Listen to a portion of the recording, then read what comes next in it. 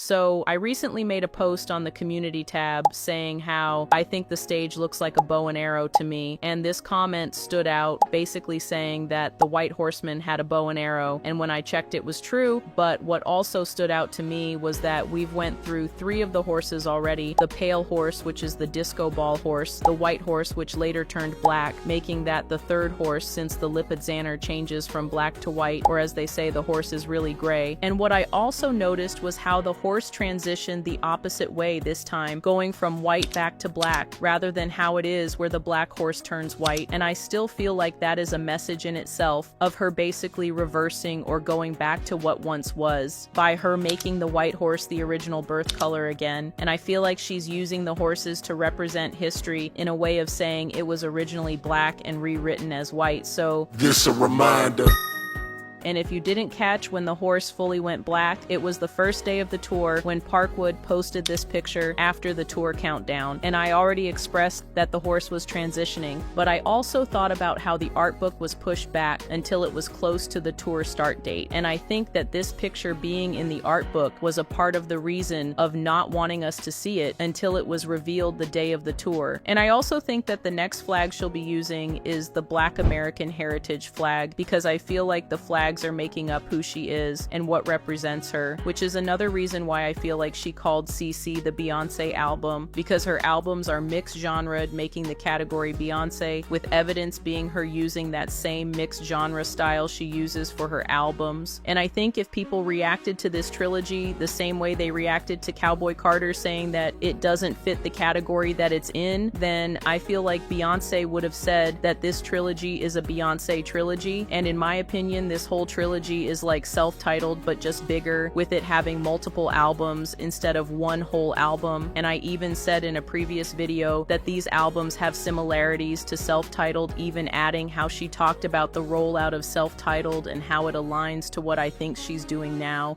You know, she's making an album, every song has a video and they're all being released at the same time. So is this something, that she talked to you about?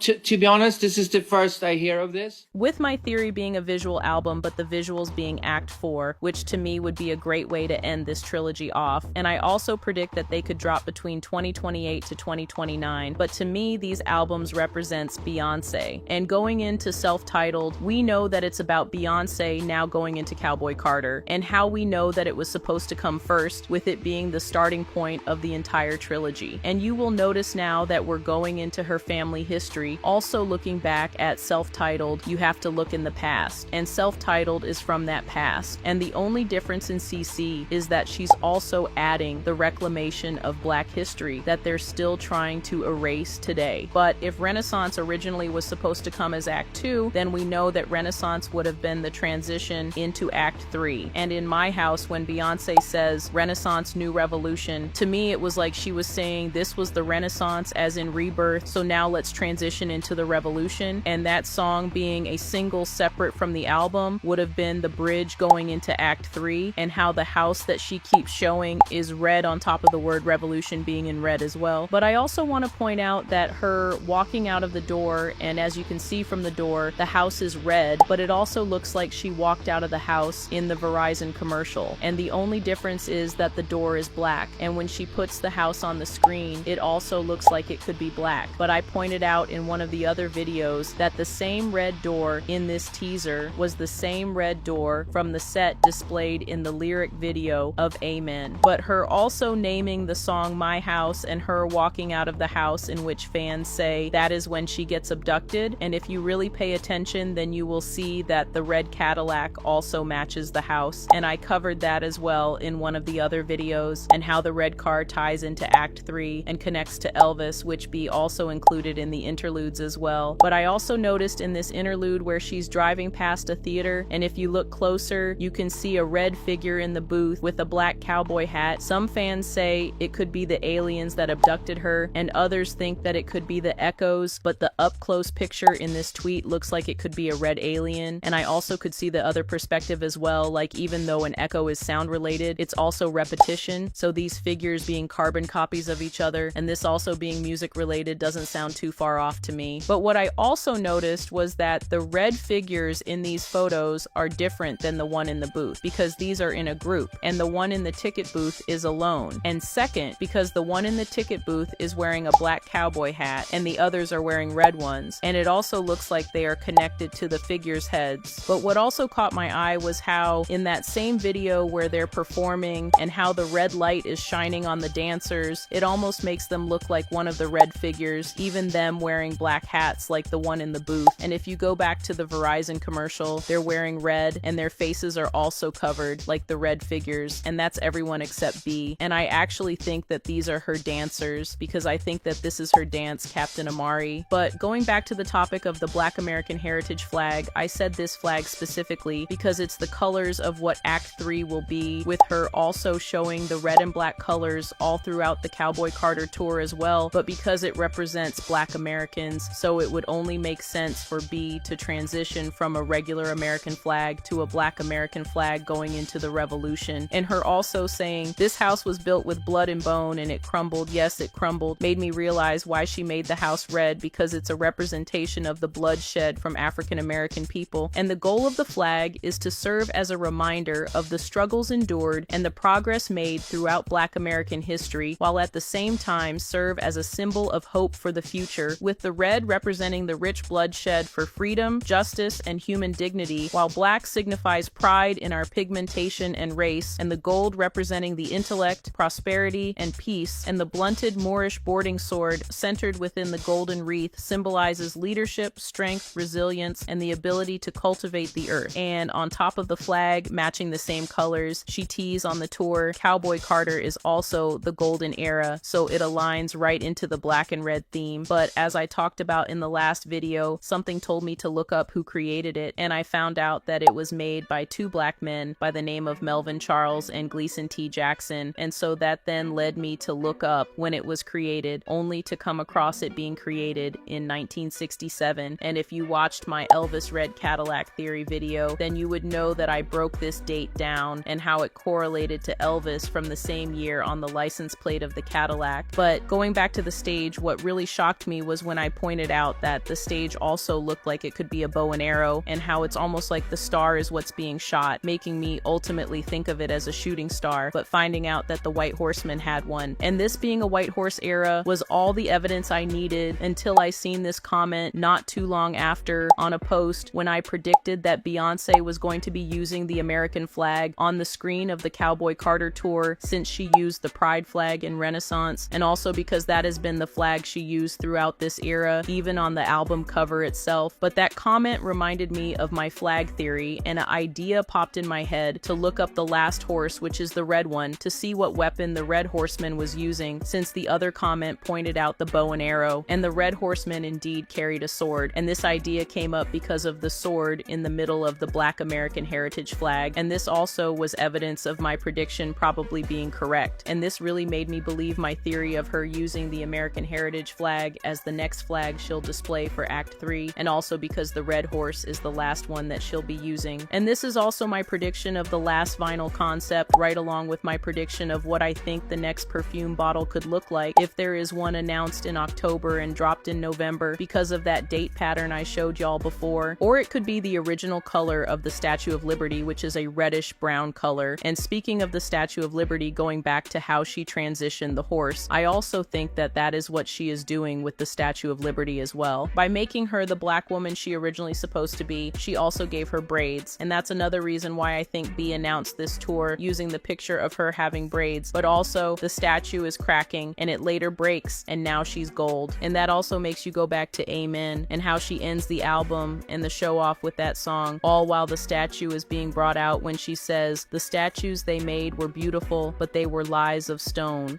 But the red horse prediction also made sense when I thought about this comment under a post I made about us possibly getting dark hair Beyoncé, where they pointed out the dancer's hair being red, which makes sense, and hopefully we get both. But another thing I noticed was that she also uses fire a lot with this era, like with the piano, the art book where the star is on fire, the triangle on the screen is also on fire during her performance, and we know with every era she teases the next one, and the Red Horseman also represents fire. And going back to the cigarette cigarette in the piano. That performance is during Yaya, which has some rock and roll in it, but that takes me back to one of my previous videos where I pointed out her stepping on the cigarette in the B-Watch video, which is a rock teaser, especially with the colors in the background, and her doing the same thing in the Haunted video, which is also dark Beyoncé energy. But all of this makes it funny because she literally puts it in our face. And let's talk about how she also used fire when she performed Don't Hurt Yourself. So I don't think that this will be our last time seeing fire, but it's only the beginning. And this also makes me think about how she brought Renaissance back to Cowboy Carter. So I also think that she will do the same with Act 3 and bring Cowboy Carter to Act 3's tour, while also bringing Yaya and the fire piano back for the rock era, since Yaya has rock and the fire being Act 3's theme. But even then, I think Beyoncé's goal has always been to top herself, and I also feel like she's leaving footprints through the music industry for future generations to follow with no limits, and her speech at the Grammys proved it to me when she gave flowers to those before her. I want to thank God, oh my God, that I'm able to still do what I love after so many years. Oh my God. I'd like to thank all of the incredible country artists that accepted this album. We worked so hard on it. I think sometimes genre is a code word to keep us in our place as artists. And I just want to encourage people to do what they're passionate about. And to stay persistent. I want to dedicate this to Miss Martell, and I hope we just keep pushing forward, opening doors. God bless y'all. Thank you so much. And her encouraging advice to those coming after her, but even the letter she wrote in the art book where she says, "To all of the legends that came before me and opened the door for me, my prayer is that this album does the same for the next generations to come and continues to open minds, break down barriers, and open doors that have remained closed for far too long." And even when you look back at how she released self-titled dropping a music video to every last song, and her also choosing to drop on a different day than what the industry was used to, and with her telling artists that there's no limits to what genres you want to explore, and how the music industry is set up to where you're boxed into one category or genre with no escape. With all the hate Beyoncé gets, she still manages to tell us that there is.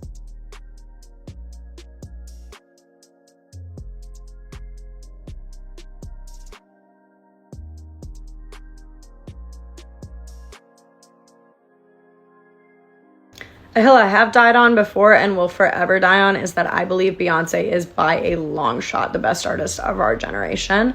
And if you don't believe it, stick with me for a minute and I'll tell you why.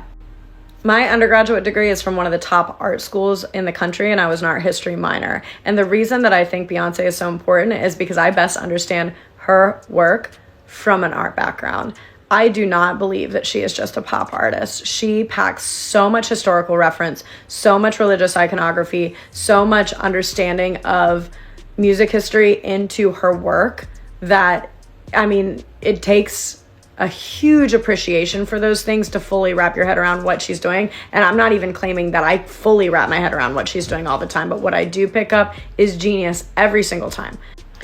A lot of Beyoncé fans will cite Lemonade as what they believe to be the best album of our generation, and I agree. 100%, there's a visual component, and Beyoncé takes us all the way through this journey of infidelity, betrayal, ancestral trauma, generational trauma. There is poetry, there are visuals, there is so much about ancestry and her experience as a Black woman growing up in the South, her experience with infidelity, her experience with healing.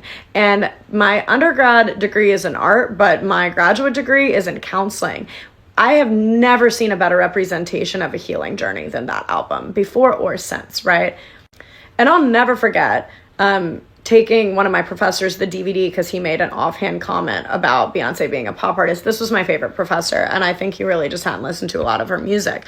But I think a lot of people make that offhand comment because they have never listened to her albums in their entirety. They have only listened to the radio pop hits, and they don't understand what she's actually done for our culture at large and the work that she's putting in. And then the other thing I'll say about it is art should always be understood through the lens of timing. I've walked with a lot of people through museums and they've made comments like, oh, it's just a blank canvas. Like, I could do that, blah, blah, blah. Doesn't matter. The historical timing that art is made is a lot of the value, the cultural and political statement being made through the art.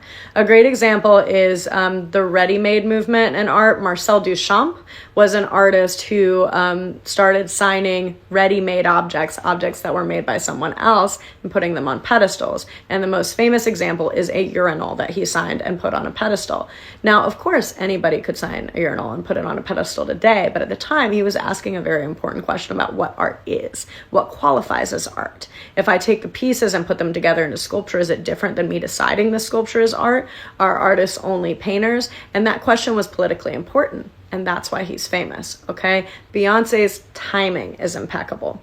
When she dropped the Formation video, the cultural timing we were in, the Black Lives Matter movement and police brutality, the flooding in Black communities that wasn't being addressed, and then the visuals she worked into the album were incredibly important at that time. That SNL skit about white people finding out Beyonce was Black was so funny because she was making a political statement at a time where she didn't have to do that for money. She was placing herself very firmly in her political camp and being very clear about where she stood. And it was important. She had that controversial Super Bowl performance, but the art and the historical reference, the reference to the Black Panthers, all of the things she did at that time were important for a pop star to do, right? Cowboy Carter is so important at this time because of historical context, because we're in a political era right now where the kind of country aesthetic, being a cowboy, being a farmer is being claimed by a far radical right. She is reminding that the Black community lives in the South too. The highly liberal communities of people of color also have claim to this culture, and you don't get to own it. That is her cultural background too. And to make that statement at this time proudly is incredibly important. She's gone through all these different eras like Renaissance to point out contributions to music from her community and her ancestry and her culture. And it's our culture as well in that we are American. And she's pointing out that this is American culture. All of the American iconography in Cowboy Carter points out that this is not something that we can divorce from American culture, and we shouldn't, right? So I say all of that to say, like, this has become a longer rant than I meant it to be, but if you talk about Beyonce like she's just a pop artist, you just literally haven't seen it. And if you want to get to know her and get to understand what's going on, listen to Lemonade all the way through. The self-titled album was also amazing. That's kind of a back in the day one. All the recent ones are incredible, but I would start anybody with like listening to and watching Lemonade, and then maybe watching like the Homecoming documentary or some other things to understand the way that she thinks. People are missing out. She is the legend of our time over anybody, and I will die on that hill forever. And a lot of my other favorite musicians are literally like not related to Beyonce at all. I listen to pretty variety of music, but I wouldn't argue that a lot of the other favorite things I listen to are better than her, right? Like I love Animal Collective. I love Kings of Leon. I love Pixies. Like it's all over the place, but she is the best. And I will tell anybody that any day, forever.